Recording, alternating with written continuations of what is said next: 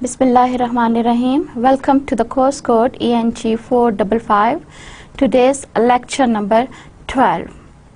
As you remember that last week we started with the syntax, the level of the language, the fourth level of the language known as syntax. We studied a lot of things about the syntax last week. So this was what we did last week. We started with syntax and we didn't jump directly into syntax, rather I explained it how we can move from morphological level to syntax level, how morphology is concerned with words to words relationship and analysis, but when these words they are combined to form sentences, then this morphological study converts itself into syntax study. We studied a lot of definitions about what syntax is. Syntax is a study of the structure of the sentences, or how the words are combined or patterned to form the sentences. Now then we talked about importance of syntax rules, how these knowledge about the syntax rules, it helps us as a speaker of a certain language to formulate and to pattern our sentences according to the grammatical standards of that language. Then we started with the paradigmatic view of the syntax. As I told you that sentences, they can be studied from two perspectives, from two angles, paradigmatic angle and syntagmatic angle. With respect to paradigmatic angle, I meant the vertical relationship between the sentences. For example, in a sentence, Sarah kicked the ball, Sarah is a noun. In another sentence, Ali watched television, Ali is a noun. Now Sarah and Ali both are nouns. So these categories, they belong to one class, that is noun, and sometimes we have the noun phrases and clauses and all these things are there. So when we break up the sentences into parts like these, talking about the classes, the different elements of a sentence belongs to, then that kind of study is a paradigmatic view of sentences, or paradigmatic view of syntax, somehow quite closely related to morphology, but only difference is the morphology we study individual words, but inside the paradigmatic view of syntax we study the classes of words belonging to a combination of words belonging to certain classes. Then inside the paradigmatic view started with the sentences, what sentences are and what are the different possible components of sentences with respect to forms and with respect to functions. And then we move towards the category of phrases, that there are different classes of phrases, and we were done with the four classes, and we were on the last phrase, verb phrase, that we started our last lecture, but we couldn't complete it due to shortage of time. So today we will continue with the paradigmatic view of syntax, and we will start with the verb phrases. So what is the major components of today's lecture? Yes, again the paradigmatic structure, that is sentence, phrases, and in phrases, because we are done with phrases, only left with verb phrases, so we start with the verb phrases, and then another important feature of parts of sentences then we will move to, that is clauses. So today we will be having in detailed study of clauses. Now to repeat that what are the different types of phrases are there. Yes, we started with the noun phrase, adjective phrase, adverb phrase, prepositional phrase, and finally verb phrase. We individually studied each type of phrase, that what does they mean, how they are constituted, and how what are the elements inside them, what are the head parts, what are the constituent, other constituent elements, and what is meant by these all types of phrases. Now our today's basic concern to start with is verb phrases. That verb phrases, what verb phrases are? Do you know what verb phrases are? Yes, verb phrases, definitely some phrase composed of verb as a head. As I told you that in phrase the basic element is a head which defines the nature of that phrase. So definitely in a verb phrase the head would be a verb. A verb phrase is a phrase that is made up of at least one verb. Mean at least one verb should be there to make a verb phrase. Verb phrases often contain, now don't confuse it. Yes, when it has one verb we can call it a verb phrase, but inside verb phrases we can have so many elements. Like inside the verb phrases we can have noun phrases, prepositional phrases, adjectival phrases and adverbial phrases. Because the verb phrases at the second level of analysis, it is the biggest category, because at initial level we divide a sentence into two parts only, that is the subject, predicate, and predicate is all about the verb phrase, and later on we divide verb phrases into different constituent elements which it is composed of. So a verb phrase, verb is a head, but there are verb phrase can be composed of so many other types of phrases as well as a simple verb phrase. And in verb phrase, what is the functional role? The functional role or the head role of the verb.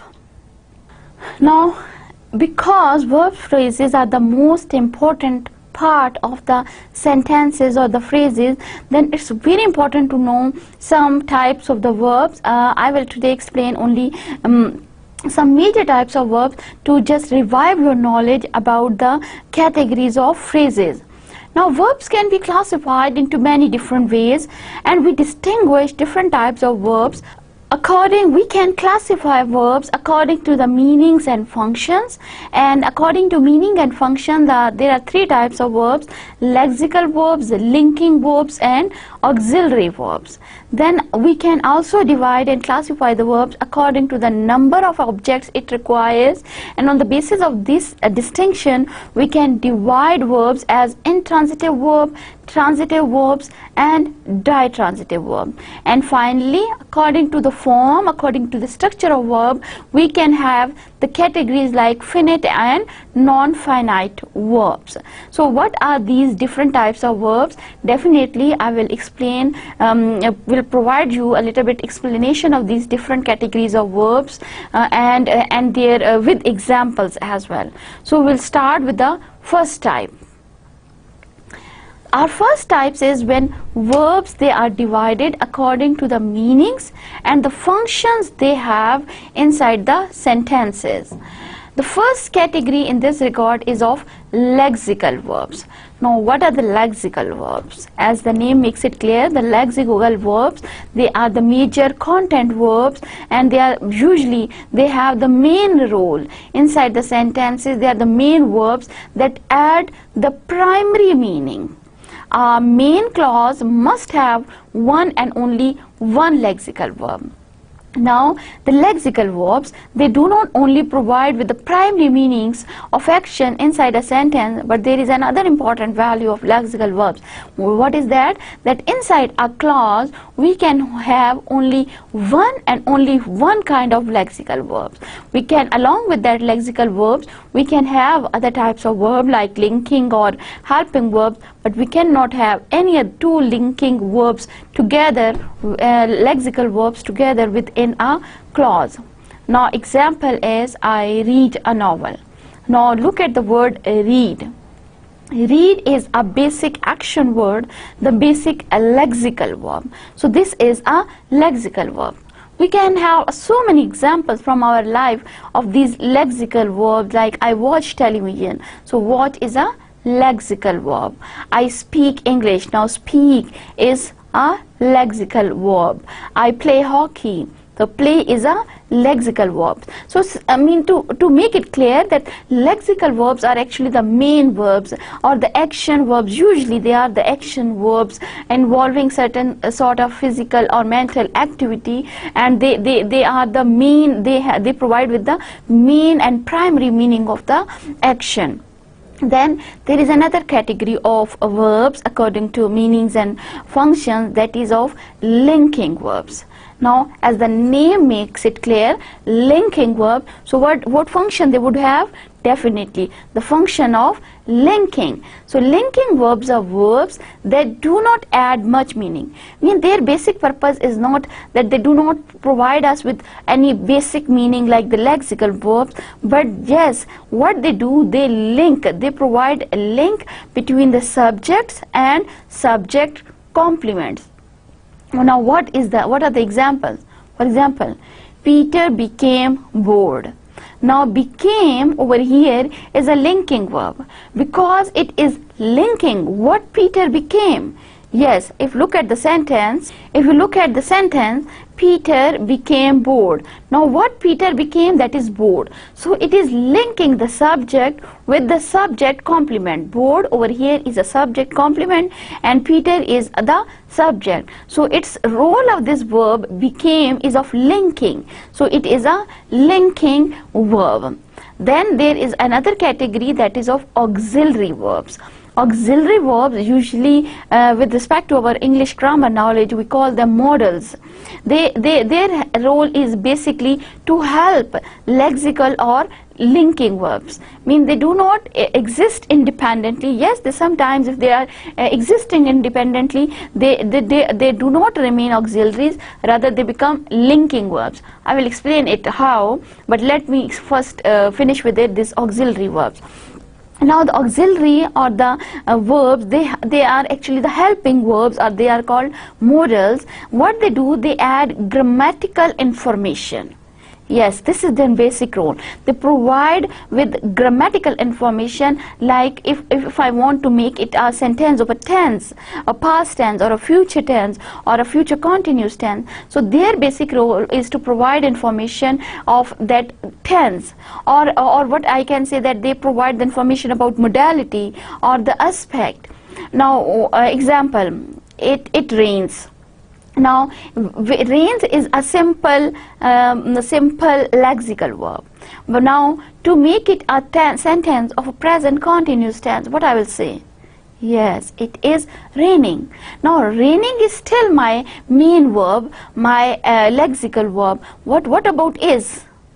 Yes, it is helping verb because in present continuous tense the grammatical structure requires a helping verb. With ing forms, we always have a helping verb. For example, in past continuous, it was raining. Now was is a linking verb. Similarly, in future continuous tense, it will be raining. Now two linking verbs are there, will and be. So their function is that they add grammatical meanings to the sentence. Similarly, they what else they have? They do not add lexical meanings, but auxiliary verbs need not to be present. Mean it is not necessary that they are in main clause, but sometimes there are more than one auxiliary verbs within a single clause. As I told you, for example, in future continuous tense, it will be raining. Now will and be, two linking verbs are there, and use of these two linking verbs and ing makes it clear that this is a sentence of future continuous tense. Now look at the example given. Andrew may have been studying too hard.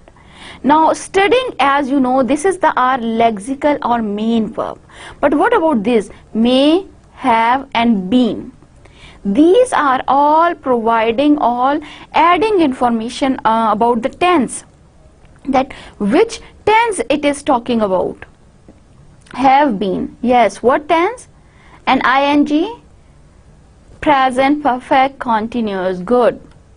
So have been is telling that this is a tense of present perfect continuous. So it is a helping verb, been is a helping verb, and may is adding the meaning of possibility. So it is a modality feature. So this way these three words, may, have and been, these are the auxiliary verbs. Similarly, she is crying. Now crying present continuous tense is a helping verb. But as I said, sometimes it happens that some of the auxiliary verbs, the primary auxiliary verbs, I'm not talking about all auxiliary verbs, some primary auxiliary verbs, they have a double function. Yes, sometimes they are auxiliary verbs and sometimes they become linking verbs. How? Yes, let me give you an example. She is in the room. Now she is in the room. What is the verb inside it? No action verb is there. So is actually the linking verb because no verb is available. So is being providing with being of state or the passive be form we are using to convey the meaning. So is here not an auxiliary verb, rather it is a linking verb. So this way we can differentiate between linking and auxiliary verbs, because auxiliary verbs, if the verbs they have the function of auxiliaries, they can never exist alone. They are always and always accompanying a main lexical verb. But if they are existing, some primary auxiliaries, if they are existing individually, not assisting any main verbs, then they become linking verbs rather than the auxiliary verbs. Now there is another category of verbs according to number of objects. If you remember that there are in English language there are basically two types of verbs, intransitive and transitive verbs. Now intransitive verbs are those which do not require any object to complete its meaning. Yes, they do not require any object. For example, Peter had to run. Now run is the verb. Do it mean this sentence is complete or incomplete? You are getting the whole sense of the sentence? Yes, because with run we do not need any extra information.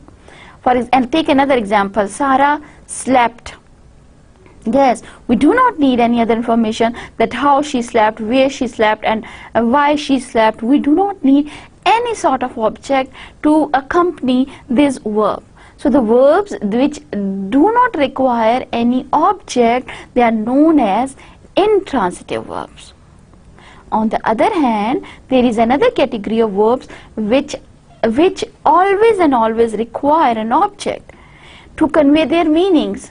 Because without the meanings, without the objects, their meanings are not complete. For example, I read an interesting newspaper article. Now if I say I read, I omit an interesting newspaper article, then I read. The listener would be confused. What do you read? What I'm talking about?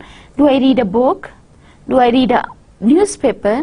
Do I read a review? What I am reading? So they mean when you will say I read, the listener, he would be paying attention that you are going to say something else as well.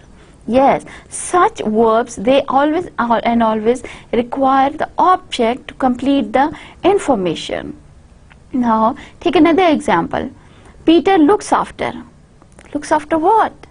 The listener, he would be waiting for you. He would be anxiously waiting that what you are going to say next. If you are not going to say next anything, your sentence would be incomplete because the information you are providing with are incomplete. Peter looks after what?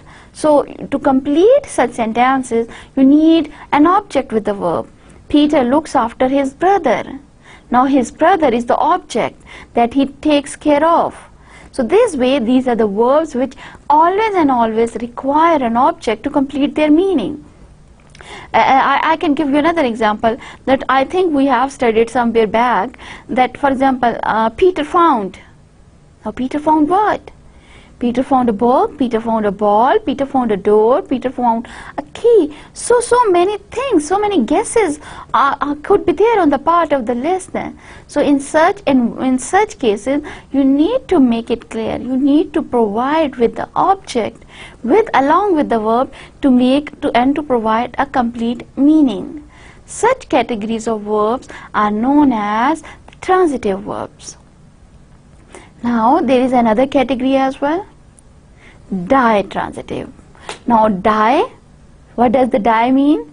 Two, good. So ditransitive means that require two objects.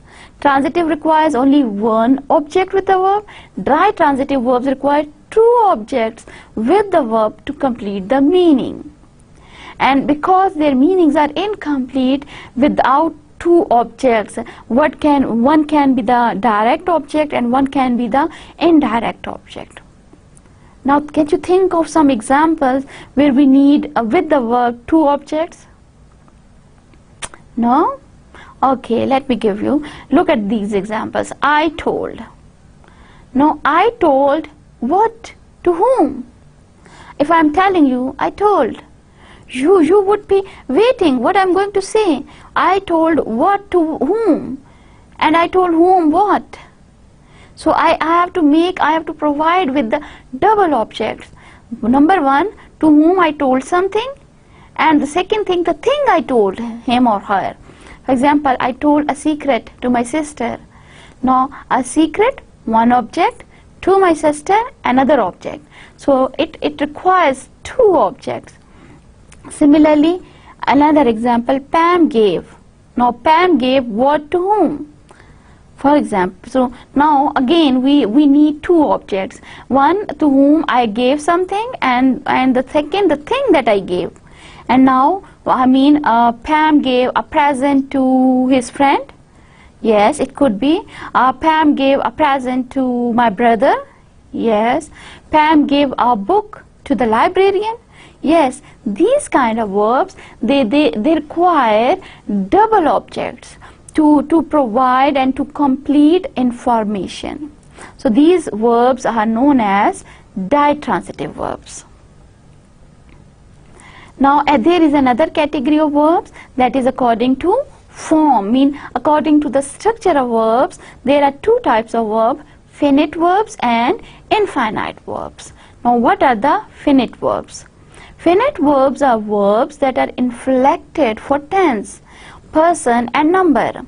In a complex verb, there can only be one finite form, and it is always at the beginning of the complex verb. A main clause must contain a finite verb. Yes, now what do you mean by inflection? Don't forget the lecture on morphology. Yes, inflections are the suffixes that are added to certain categories, to certain classes, to certain verbs, and as a result their class does not change, only the cases get changed, or only the tense gets changed, or only the number gets changed. Yes, those are inflections. So infinite verbs are those verbs which can be inflected, and usually they are inflected according to tense, according to number, or according to person. Now what does it mean? The first example is quite clear. Seen comes from Ireland. Now look at the sentence seen. Why I have used comes instead of come?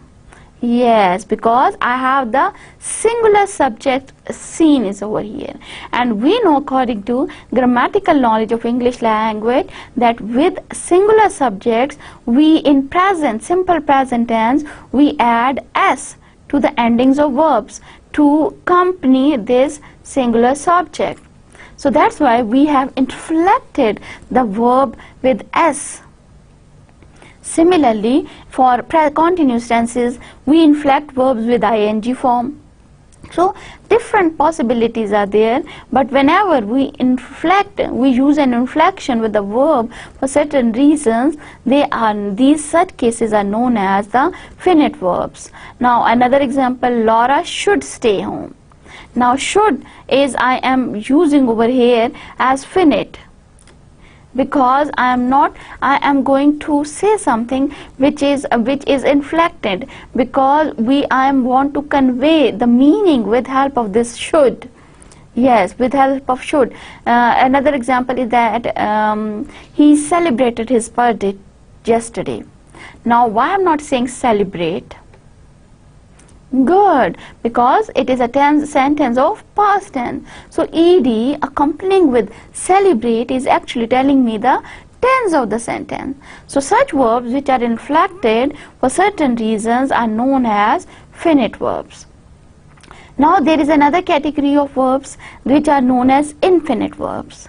If you guess what infinite verbs could be on the basis of what finite verbs are, yes, again, if finite verbs are those which are inflected, then infinite verbs are those which are not inflected for tense, person and number.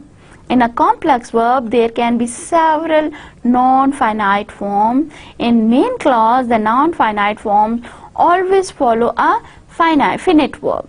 Now, like for example, John has gone to London.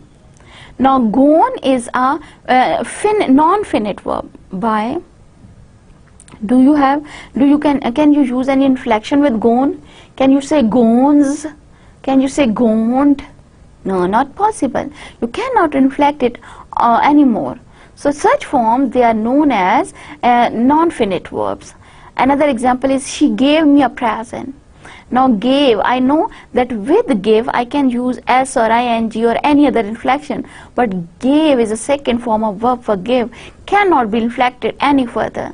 So such verbs, they are known as non-finite verbs. Take another example. Laura should stay home. Now stay with should, we always and always should and can there are certain models with which we only and only use first non-inflected form of verbs. So such verbs which cannot be inflected, which are not inflected, they are known as the non-finite verbs. Now I have some more examples. Yes, because the non-finite verbs, there are a number of non-finite verbs inside the sentences. So there are again some categories. The first categories are of bare infinitives. Now bare infinitives are the bare forms of first form of verbs, or the bare form without any inflections like go, come, speak. Yes, but whenever they are inflected, they become the finite verbs. They do not remain infinite verbs. The to infinitive like to go, to come, to speak. Another rule that whenever there is infinitive verb, whenever there is to and a verb is coming with to, and we cannot inflect that verb. That verb only and only exists in its bare form. So such verbs are known as to infinitives. Then past participle forms. Yes, there are certain past participle forms which cannot be inflected. When we have like finished, gone, eaten, got, wasted, when we use third form of verb, the third forms of verbs can never be inflected. So they are the non-finite verbs. And finally, we have ing form. For example, going, coming, speaking, they are already inflected for ing. They cannot be inflected further. So such forms, they are known as the ing form. So, till now we have done what verb phrases are, what are the different types of verbs, because according to the types of verbs, the nature of the verb phrases changes, the meaning gets changes, the use of the main verb gets changes. So we should be, as a language student, we should be, as a linguist, we should be aware of these minute details about a language that we are currently studying. So I hope that is very much clear with respect to phrases, because with phrases we have almost ended up with phrases. Now we will move towards the next paradigmatic structure within the sentences. So far we have ended our knowledge about the phrases. Now moving back towards the sentences, because still there are certain parts of sentences that we have to study. Sentences paradigmatic view is not finished yet. So moving back to our knowledge about the sentence, what knowledge we have gained so far? What are the different structures of sentences that are possible? Yes, the simplest form is where a sentence is composed of a single noun and a verb. Another possibility is that where a sentence is composed of a noun phrase and a verb phrase. Another possibility that where a sentence can be composed of noun phrase, verb phrase, adverbial phrase, or along with prepositional phrase, or prepositional phrase plus adverbial phrase along with the noun phrase and verb phrase. All these possibilities are there to make sentences. But so far whatever we are studying, that is more focused with respect to phrases, with respect to noun, verb, prepositional, adjective and adverbs classes. We have another level of sentences. Now look at this sentence. Peter ate dinner while he watched TV. Now my knowledge that I have gained so far, I'm not talking about maybe you have more knowledge than that, but so far what we have studied, according to that knowledge, a simplest sentence can have one main verb at a time. Yes, and sentence can be composed of verb phrase, but we never talked about a sentence with having two main verbs. Now look at the sentence. Peter ate dinner while he watched TV. Now, if you use your grammatical knowledge to identify a verb. Yes, think about it. Peter, what is Peter? Noun, good. What is ate? Verb, very good. Yes, verb. Dinner, noun at object place. Do you know what while is? Conjunction, good. He, pronoun at subject place. Watched, once again a verb. TV, object noun. So is this a sentence? Because something that is confusing is the presence of these two verbs. So do you think this is a sentence having two main verbs? Because so far our knowledge, grammatical knowledge is telling us that there can be only one main verb. So we need to rethink that this is a sentence, a valid sentence. Peter ate dinner while he watched TV. Yes, this is a sentence. But in this sentence, what is something different is that we have the two parts of the sentences. Because there are two main verbs, so here we can say that actually what is happening over here is that there are two sentences within a single sentence and they are joined by a conjunction while. Now what are these two parts that are existing together, the two sentences within a sentence? Yes, one is Peter ate dinner, good, and second is he watched TV. So means two sentences are there and they are joined with the help of a conjunction. So we can say that this is a sentence made up of two mini sentences. Okay, so because the person who is doing, the Peter, he is doing two things simultaneously, so two of his actions, they are narrated in one single sentence by using a conjunction. So two mini sentences within a sentence. Again, if I analyze the different parts of the sentences, if you look at the figure, Peter and he, both are subjects. Ate and watched, both are verbs. And objects, dinner and TV, both are verbs. So this way within the sentence, this single sentence, we have two subjects, two objects and two verbs. So we can say that we have two sentences. We have two sentences inside a single sentence. We have subject is one Peter, but again he is referred as with the help of pronoun he. Verb, two verbs are here because Peter is doing two things simultaneously, ate and watched. The object of ate is dinner and the object of watched is TV. So again two mini sentences, composition as the structure of the sentence is making it clear. Now, as I told you that what is happening in this sentence is one sentence is there, basically one sentence is there, but that one sentence is made up of two mini sentences hooked by the word while.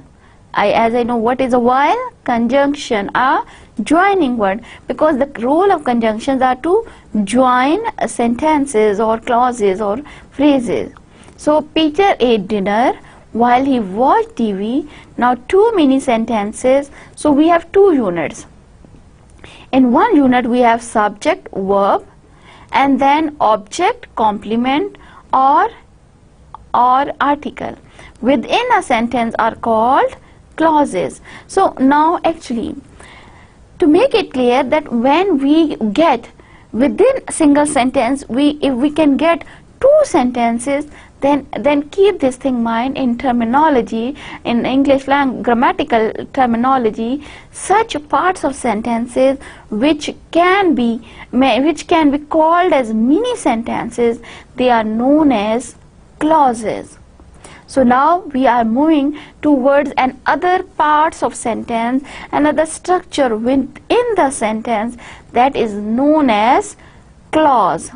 Now clause is something different from phrase. Phrase is also a structure within sentence. Clause is also a structure within sentence, but both of these structures, they are totally different from each other. So the one sentence that I narrated, Peter ate dinner while he watched TV, is actually composed of two clauses. Yes, clause number 1, Peter ate dinner. Clause number 2, he watched TV. So one single sentence composed of two clauses. So we can add our information with respect to the types of sentences, that a sentence can be comprised of noun plus a verb, noun phrase plus verb phrase, noun phrase, verb phrase, and prepositional phrase. Now another category is that we can have a sentence with two clauses. So that's it? No, not yet. We can have some more things within the sentences. What could be these? Now look at the sentence. After exercising, Peter ate dinner while he watched TV. Now my information tells me that Peter ate dinner, he watched TV. Now these are the clauses. But what about this after exercising? Is there another clause? Think about it. The two clauses, yes, we are clear, very much clear with that. The two clauses are there in this sentence. Peter ate dinner. Sorry, over here I'll say he is the part of the second clause, that he watched TV. Now what about this part, after exercising? Because this word after exercising, they work together to give extra information about the clauses. Yes, they are telling you that when Peter ate dinner and when he watched TV, after exercising. So what is after exercising? Can we say that this is a third clause? No, this is not a clause. This is actually a phrase. So, but what is the difference? How do you know that this is a phrase or a clause? Do you know? Do you have any difference? Okay, tell me that how do you know that after exercising is a phrase, but Peter ate dinner and he watched TV, these are two clauses. So what is the difference between a phrase and a clause? How do we know that this is a phrase and how do we know that this is a clause? Yes, the basic difference between clause and phrase are that in clause we have a group of words, again not a complete sentence, we have a group of words that have a subject and verb along with the agreement. Always and always agreement element should be there, that inside a clause we have a subject plus verb, and usually what happens that there is a perfect agreement between subject and verb. On the other hand, phrase is, again, it can be composed of a subject and a verb, but the thing missing is that agreement. In a phrase, the subject and the verbs, they do not have any agreement. They do not need to be agree, because when there is agreement between subject and verb, that groups of word is called clause, not a phrase. And when there is no agreement, that is known as phrase. Now again some more information, because we want to make it more clear that what is the difference between a phrase and a clause. Let me give you more. A phrase is a group of words that does not have a subject or a verb agreement. Now keep one thing more in mind, that sometimes and a phrase, it does not have a subject. Yes, it is possible. It has some words and they plus a verb, or it can have a subject plus some words. Mean only subject can be there, only the verb can be there, and if both subject and verb are there, they do not have any agreement. So these are all conditions which define a phrase. Now look at the examples. Eating a peach. Now eating is a verb. A peach. Eat is, you are eating something peach. Now but eating a peach, do you think that it is giving you a complete sense? Do you think it is agreeing, the verb eating is agreeing with the peach? Is there any agreement between these? No, definitely peach is not something who is eating. The eating, there is some person who is behind this, who is eating. Maybe it is a bird, maybe it is an animal, maybe it is a human being, and maybe it is a baby, something who is eating. So there is no agreement between eating and peach. So this again, the verb is there, the subject is there, but because of lack of agreement, this is a phrase, not a clause. Now look at the second example. Under the teacher's desk. Now under is a preposition. The teacher's desk is a noun phrase, mean a total together it is a prepositional phrase composed of a preposition, that is under, and a noun phrase, the teacher's desk. Now no a verb is there, as I told you, because that it's not necessary to have a verb within a phrase. Yes, there can be, but there is not necessary to have a verb. Alone, the noun phrases, the verb phrase, the prepositional phrases, adjective phrases, adverbial phrases, they can play the function of phrase. So, under the teacher's desk. But what is the under the teacher's desk? We are not getting the complete meaning at all. So, such is known as phrase. This is a phrase, this is not a clause. Now, look at the third example. After seeing the Taj Mahal. Now after preposition, seeing, verb, the Taj Mahal noun phrase composed of the Taj Mahal. Now verb is here, Taj Mahal is mean subject is here, we have the verb, but again the lack of agreement between subject and verb. Means seeing Taj Mahal. Taj Mahal is not something who is seeing. There is a person behind this action who is seeing, who is watching something. Yes, a man performed an action after seeing the Taj Mahal. So we have the lack of knowledge, we have the lack of agreement between the subject and the verb. So this is a phrase, we can call it a phrase, but we cannot call it a clause. Now look at another example. To buy a new phone. I mean, who did what to buy a new phone? It's still the piece of information incomplete. Buy a new phone. Definitely, phone is something that is bought, but phone is not someone who bought. There is a person behind this phenomena. Who is doing this action. So again, the verb buy is not in agreement with phone. So there is a lack of agreement between the subject and the verb. So this is a phrase, not a clause. Now what is a clause? Moves toward the other side. A clause. A clause is a group of words. Again, both phrases are a group of words, clause is a group of words, no difference after layer. But what makes the difference? That in clauses we have a subject verb agreement. Yes, there is always and have, we have a subject, we have a verb, and we have an agreement between them. Now example, look at this. After the rain stopped. Now the rain, subject, stopped, verb. Now definitely there is agreement because it was something that stopped, that is rain. Rain is something that stopped. I mean, definitely a person did not stop, a baby didn't stop, an animal didn't stop. This is the rain that stopped. So there is the agreement between the subject rain and the verb stopped. So this is a clause. Whenever we have a subject verb agreement, we have a clause. Look at the second example. They studied for the test.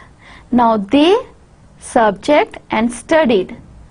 Now this subject and definitely test did not study, they studied. So we have a subject verb agreement. They studied, subject, verb, agreement is there, so it is a clause. Look at the example, I decided. Now I is the subject and I was the one who decided something. I was the one who performed this action, who is involved with this verb decided. So this way, there is an agreement between the subject and the verb. So this is a clause, not a phrase. Since the children are sleeping, again the subject children, verb sleeping. Is there an agreement between subject and verb? Yes, the children they went to sleep. So they were sleeping. Children, the phenomena of sleeping is attached with the subject children. So there is an agreement between the subject and verb. So this is a clause. Look at another example, the cage door. The cage door subject was open. Now what was opened? The cage door. Again we have an agreement between subject and verb. So whenever we have an agreement between the subject and the verb, we have a clause. But whenever there is a lack of verb within a phrase, or whenever the verb is there but lack of agreement between subject and verb, no agreement at all, then this is a phrase, not a clause. Now leave the phrases on one side, because we are done with a lot of things. We are done with phrases. Now clauses. Individual study of clauses now starts. Again the same definition, that clauses are words, the combination of verbs that contain a subject and a verb which must always agree. Now I have highlighted this word, or must always agree. Remember, if there is no agreement, it is not a clause. The agreement is something that makes it a clause. Now we have two major types of clauses. The independent clauses, sometimes they are known as main clauses, and dependent clauses, sometimes they are known as the relative clauses. So we will start with the first types of clauses, that are independent clauses. An independent clause must have a subject and a verb which agree. The definition of independent clause is just like a clause. A clause is an independent clause. It is something that makes the independent clause somehow different. The independent clause is totally just like the simplest example of a clause. Now example. Look at the example. Read it aloud. Yes, the frustrated, irritated teachers finally understood the basic grammar concepts. Now, what is the subject in this sentence? Read it. Yes, teachers the subject. What is the verb? Understood. So, teachers understood. Do you think there is an agreement between the subject and verb? Yes, the teachers were the one who understood something. So there is an agreement between the subject and verb. So this is a clause. And all the words in an independent clause can act alone as a sentence. That this is another identification that that independent clause, the structure of independent clause, it gives you a complete thought, a complete meaning. Now, I can say teachers understood. And you know what I meant by these two words, because the whole meaning is conveyed, the thought is complete with respect to independent clause. But what is dependent clause? Yes, dependent clause, sometimes known as a subordinate or relative clause. The thing is, in dependent clause, subject and verb agree. Yes, because this is the definition of clause, a subject and verb should agree to make a clause. But what makes it a dependent clause is that the words cannot stand alone as a complete thought. Now what happens that in independent clause, subject verb agreement is there, but the whole independent clause, it gives you a complete thought, a complete sense of meaning. But in dependent clause, why it is called dependent? Because it always depends on the independent clause to complete its meaning. Its meaning is incomplete. Yes, we get a type of combination of words where there is a subject, where there is a verb, and subject and verb, they are agreeing, and we can say that this is a clause. But the thing that makes it dependent is that the meaning is not complete. When we read a dependent clause, we still wait for another piece of information. The dependent clause information totally depends on the independent clause. So this is the information. The lack of information tells us that this is dependent clause. Now example, look at the example. Since the teachers seek proficiency in grammar. Now teachers, subject, seek. Who are seeking something? The teacher. So there is a perfect agreement, subject agreement with the verb. But still, when I hear to say such sentence, since the teachers seek proficiency in grammar, what is the thing missing?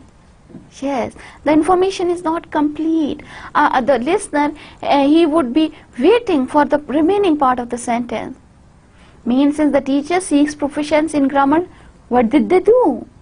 What the speaker or the writer is going to say next? So because such clauses, they need the remaining part to complete its meaning, they are known as dependent clause. Look at another example. Which sheltered the children from the storm. Now again, first the thing that I do always is to identify whether it is a clause or not. Now my subject is the children, my verb is sheltered. Now who got a shelter? Children. So complete subject verb agreement. So clause, it is clause. But now to identify its type, whether it is independent or dependent. Which sheltered the children from the storm. Do you get confused? Do you think the sentence is complete? Do it gives a complete meaning? No, because of this word which, we assume, we think that there is something missing. The meaning of the sentence is not completely conveyed. So we need to wait. We need to wait for the remaining part of the sentence. So again, it is a clause but not completed in its meaning. So such clauses, they are known as dependent clause. Now clauses, we have studied what is clause, what are its two types. But now what happens when we join clauses? Yes, we have two types. We have independent clause, but we have dependent clause. But what happens as a result when we join clauses? Then clauses, and the first thing that we should know is that what are the things with which clauses can be joined. Before studying what happens when we join clauses, we need to study what are the things, what are the elements that join clauses. Which one clause is there, another clause is there, and what are the elements that we can use to join two clauses, two parts. Not that every function word we can use to join. No, we have certain categories. The first category is of coordinating conjunctions. Coordinating conjunctions, they can join clauses and they can only and only join the independent clauses. Coordinating conjunctions, they coordinate, they create a coordination, but only and only between two independent clauses. The dependent and independent or two dependent clauses cannot be joined with the help of coordinating conjunctions. What are the coordinating conjunctions? Usually the people, they keep a trick with them, that they have developed a word fanboys. Now fanboys, it gives you the idea of coordinating conjunctions, like F for, A for and, N for not, B for but, O for or, Y for yet, S for so. So with this single word we can get what the coordinating conjunctions are. Now second, subordinating conjunctions. Subordinating conjunctions, their role is that they join dependent clauses to independent clauses. keep this thing in mind. Subordinated clauses, they only can join independent clauses with dependent clauses. They cannot join two independent clauses, or they cannot join two dependent clauses. They only join independent with dependent. And what are these subordinating conjunctions? They are if, since, because, with, when, whether, while, etc. Then there is a other type of elements which can join clauses. Beside the conjunctions definitely we know they are the joining words. But pronouns, sometimes they are also relative pronouns. They can also join clauses, like who, whose, whom, which, that. Now these are the pronouns that can also join clauses. Now examples. Now coordinating conjunctions, as I said, coordinating conjunctions can join one main or independent clause with an other independent clause. Now read the sentence. The buses lumbered along the boulevard and the children eagerly looked for the first sight of Disneyland. Now first clause, the buses lumbered along the boulevard. Complete meaning, independent clause. Second clause, the children eagerly looked for the first sight of Disneyland. Second clause, complete meaning. And two independent clause joined with the help of and are coordinating conjunction. Now again, second, subordinating conjunction, they can join only independent clause with dependent clause, like the buses lumbered along the boulevard while the children eagerly looked for the first sight of Disneyland. Now the buses lumbered along the boulevard, complete sentence, first independent clause. While the children eagerly looked for the first sight of Disneyland, now this is a dependent clause. So joining two dependent clause, and they are known as subordinating conjunction. Now examples of a relative pronoun. The buses which were slowly lumbering along the boulevard were filled with eager children looking for their first sight of Disneyland. Now while is a relative pronoun which is used to join the mean, sometimes it is joining the phrases with the clauses, the dependent clauses with the main clauses, and so on. Relative pronouns, they have a lot of functions. Now when we know that these are the words which can join clauses, so what happens when we join clauses? Yes, again it is some kind of study, some kind of studies related to sentences. Actually what happens when we join different kind of clauses together, we get different types of sentences. And on the basis of the types of clauses, we can define the types of sentences. So there are four types of sentences according to the nature of clauses joined together. The first is a simple sentence. A simple sentence composed of one single independent clause. Roxy is a dog. Complete information, the simplest sentence. Look at the second, compound sentence. Roxy is a dog and Rufus is her friend. What are the two elements? What are the two clauses are there? Yes. Roxy is a dog. Rufus is her friend. Two independent clauses joined with a coordinating conjunction and. So we can say that two independent clauses, when they are joined together, they form a compound sentence. Now complex sentences. Rufus loves Roxy because she is adorable. Rufus loves Roxy, independent clause. Because she is adorable, dependent clause. So when an independent clause is joined with the dependent clause, we get complex sentences. Now look at the last example. Rufus loves Roxy because she is adorable and she defers to him. Lot of things are there. Rufus loves Roxy, independent clause. Because she is adorable, dependent clause. And she defers to him, another independent clause. So what is the structure? Independent clause, dependent clause, independent clause. So when we have a combination of two independent or one dependent, then we get the compound complex sentences. So according to the nature of clauses, according to the types of clauses joined together, we get four types of sentences. We can summarize this information as simple sentence. In simple sentence, the number of independent clause is 1 and no dependent clause, simplest sentences. Compound sentence, number of independent clauses 2 or more than 2, but again no dependent clause. So they are known as compound sentences. Complex sentences, one dependent and one independent and one or more than one dependent clauses. Together they make complex sentences. And finally, in compound complex sentences, we have two or more than two independent clauses, and along with them one or more than one dependent clauses. So according to the number of clauses, according to the nature of clauses, we can have different types of sentences. Now whatever we have studied together, put it all together. What we have studied: sentences are composed of clauses and phrases. Some sentences only have one clause and no phrase, like Peter ate dinner. Others have two or more clauses, like because Peter ate dinner while he watched TV, he got indigestion. So now look at the second sentence. So many things are there.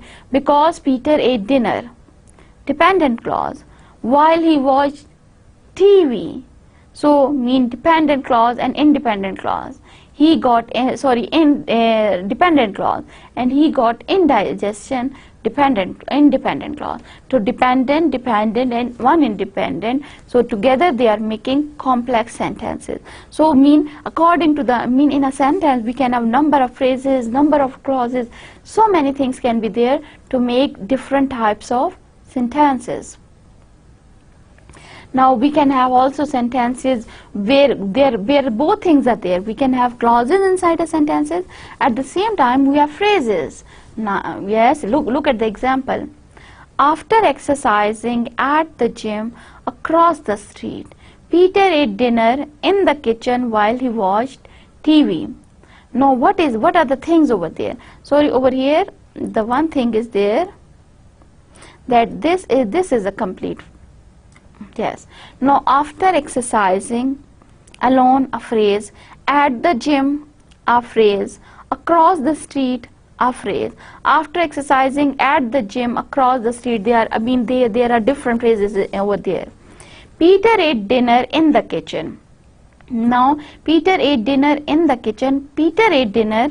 Now this part, Peter ate dinner, this is what? A clause. Peter ate dinner in the kitchen. Again what it is? Phrase. While he watched TV, what is this? A clause. So combination of phrases and clauses. Both are there. So we can have phrases, clauses, mixture of phrases and clauses, and different types of sentences can be formed on the basis of these grammatical categories. So how do we use these clauses and phrases? Once identifying clauses and phrases becomes easy for you, you will begin to notice how good writers put their sentences together. Additionally, once you become comfortable finding clauses and phrases in writing, you can begin to work with the punctuation rules for correctly and effectively putting clauses and phrases together. In this way, this paradigmatic study of sentences, this knowledge of phrases and clauses and sentences, they can help you to become good writers and to become to get more knowledge about these grammatical rules. Now I have made these two short tests. Yes, because we have studied a lot, so I thought we should practice it. Now read these sentences and identify clauses and phrases. This is a home task for you. When you will listen to this lecture, repeat all your information in your mind. If you still are not getting anything, reread it and try to absorb these information, because this grammatical knowledge is going to help you a lot with different aspects of your grammatical knowledge of English language. Now look at these sentences, and after getting enough information about phrases and clauses, practice this at home. The first exercise is that you need to, in all these sentences, what you have to do is to identify clauses and phrases on the basis of your knowledge. And there is another exercise in which you have to identify the mistakes, and you have to correct the sentences, because I believe that so far you have enough knowledge about the correct grammatical structures in English language. So you should be able to rectify these sentences, and these are the sentences that you have to rectify. Use your knowledge, use your grammatical knowledge about phrases, clauses and English sentences structure, and try to rectify them. Best of luck with these. Good. Now what we have did today. Yes, we started again start syntax that we started in our last lecture. We continued with it. We started with the verb phrases, and then we moved towards another important structures inside the sentences. Clauses. Yes, what are the clauses, what are the different types of clauses, and how on the basis of the types of clauses we can get different types of sentences. So the paradigmatic study of syntax is almost finished over here. In our next lecture we will start with the syntactic view of syntax. So till then, this is the end of my lecture. Allah Hafiz.